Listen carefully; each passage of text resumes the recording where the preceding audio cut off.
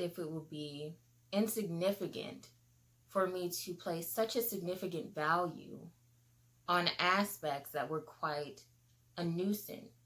Why would I further place a relevancy on an account, furthermore a person whom is not a part of my active life? Why am I defining these posts and these videos that are two-dimensional as if they are three-dimensional, as if they are, again, a part of my active reality? And when I say active reality, I'm simply referring to the context of my real life. You know, often when we're discussing social media, we always say, well, my real life and then social media, my real life and then social media. No, every part of this engagement or sustained retention is a real aspect of your life. Even if you're fraudulent, like, that's real. So, you know, actively, I'm not seeing these childhood friends and or associates. We may be mutually associated. We may have seen each other in passing. But as far as your relevancy to my life and or vice versa, my relevancy to your life, there really is no correlation. There really is no true significance for me to be as engaged with, you know, what you're sharing. For example, and I'm going to place a brief disclaimer, this is very presumptuous as none of this has ever been confirmed, yet assumingly or presumptuously, given nonverbal communication, I am assured that this individual fancied me. I'm not going to say that they had a crush on me, but they definitely took a liking to me. So I encountered this individual by passing. Frequently, I would go to a store that this individual worked at, and we would just encounter each other at the cash register. It was really nothing more than a simple transaction.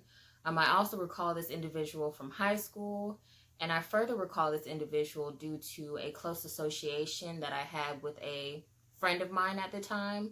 So this individual knew of a friend of mine, and I'm assuming because this individual followed my friend and possibly recognized me from our interactions in the store, they decided to follow me. So I accepted their request because of that, you know, mutual connectivity. Well, this individual never, you know, contextualized the sentiment to me. They never DM'd me. They never commented to me. Like, they never talked to me, you know, socially. Yet there would be a sustained engagement. You know, the retention to my content was always there. Whenever I posted a story, I knew this individual was going to view it. Whenever I posted a picture, I knew this individual was going to like it. But this individual would never, you know, contextualize the sentiment for me. So whenever I would see this person within my active reality, whenever I would go back to the store that I initially, you know, met this individual in more formally, never communicate with me. Like, this individual would act like we were not following each other, or, you know, I wasn't following the person, but this person would act as if like they weren't following me. So that's what I'm referring to when I say, you know, insignificancy, or allowing two-dimensional aspects to translate within a three-dimensional context. You know, if we're not interacting physically, and I'm not talking sexually, and just clarify, you know, if we're not engaging with each other in conversation and activity, why would I further engage with you on a social platform where I could very well do this in reality, you know, my active reality? And then I too begin to question alignment. Are my intentions aligning with my executions, and or vice versa? Are my executions aligning with my intentions?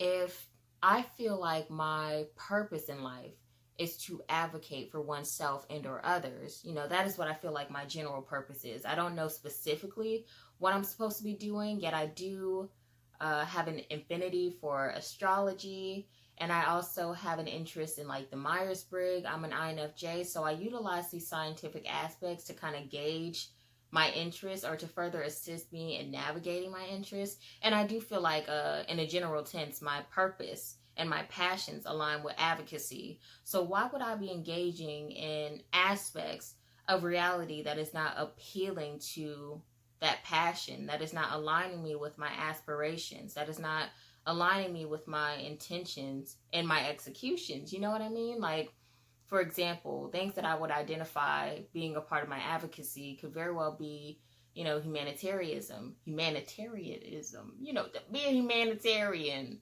activism? Why would I be engaged with makeup and, other realms of profession, and that's not what I want to do. And it reminds me of my time as a dental assistant. In order for me to be the best at what I was doing, I truly had to align myself to whatever my profession entailed, especially because that was not something that naturally resonated for me. Like, that was not something I was supposed to be doing, but I was doing it for the capital. And because of the monetary intent, I had to work a little bit harder than people that actually enjoy the craft and naturally would engage with that material. So in order for me to really succeed, again, I had to focus my studies on that area, which also correlates to me actually doing what it is that I want to do, and further instilling in myself, like, if you want to pursue something, you have to place your focuses on whatever is in alignment to what you aspire to do and or become, because with dental assisting, that wasn't something that came natural to me. Yet when I got into that field, when I was in these offices, when I was practicing, the doctors enjoyed me because I was invested. I studied, I watched videos, I was just eating up the material because I had to, because it wasn't something that I naturally just cared about. Something that also caused me to make this transition was the loss of significance, losing my grandfather, and 3 years ago, losing a close family friend. Social media was never my issue. Social media wasn't something that I ever gave too much value to. But when you lose such a significance in life, that's when you critically assess your own life and ask yourself, what really matters to you? Place the significancy on, significance. So, social media found itself entangled in that when I began to assess certain things that I did, within my life during the time of loss. I was giving so much to my career, I was giving so much to my academia, and of course these are areas of significancy, but the amount of significance that I was giving to it, it also just further translates into the significancy that I too give to social media, even if it is a bit insignificant in comparison to other aspects of my life. Really just assess what means the most to you and give it the most.